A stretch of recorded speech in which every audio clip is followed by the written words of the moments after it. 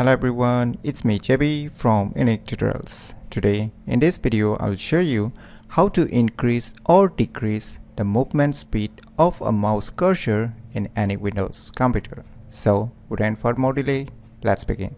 So right now I'm using a Windows 11 operating system on my respective computer. So if you're using a Windows 10 or Windows 7, the tricks will still remain the same. So if you're using a Windows 11, then what you need to do is just move your mouse cursor to the Windows Start icon and just click on it and just go to the settings, and under the settings on the left side you will see here one option, Bluetooth and devices. Just click on it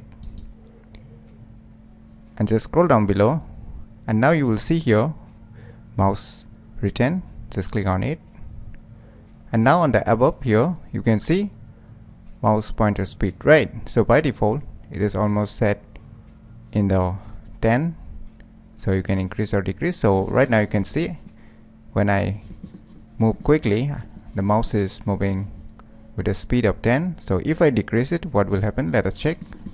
Now you can see the movement has decreased a lot when I have tried to move. So this is the first option. So if you're using an older Windows operating system, then you might see one option which is similar. As you can see here, additional mouse settings. If you click on it, you will get this old style mouse properties. So in older Windows operating system, kindly use this option, mouse properties, and after that you can click on the step pointer option, and now you will see here select a pointer speed. So now you can increase or decrease. So if I decrease it, now you can see even if I try to move my mouse very fast, it's not moving very fast. So if I increase the speed, now you can see it's moving very fast, right?